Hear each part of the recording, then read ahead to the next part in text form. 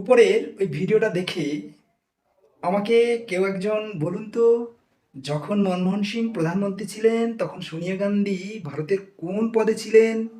কোনো পদে নয়, তখন উনি কংগ্রেসের অধ্যক্ষ ছিলেন। তা সত্ত্বেও মনমোহন সিংয়ের ক্ষমতা নেই কোনো বিদেশি রাষ্ট্র প্রধানের সঙ্গে প্রথম হাত মেলানোর। ওই জন্যই আমরা বলি রোবট প্রধানমন্ত্রী, কার্টুন। ইশারায় চলতে হতো কংগ্রেসের, এই হলো কংগ্রেসের আসল চেহারা। পাশাপাশি আমি আবার একটা ছবি দিলাম, দেখুন রাষ্ট্রপতি পুতিনের সঙ্গে প্রথম কে হাত মেলাচ্ছেন, দেখে নিন একবার। ঠিক আছে?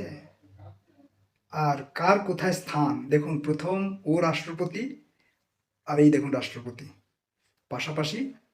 দেখে নিন প্রধানমন্ত্রী স্থান, প্রধানমন্ত্রী তারপরে দ্রৌপদী মুর্মু, সে যেই হোক, সে আমার দেশের রাষ্ট্রপতি, তার সম্মান সেখানেই। এটাই হচ্ছে বিজেপির সংস্কার। বুঝলেন?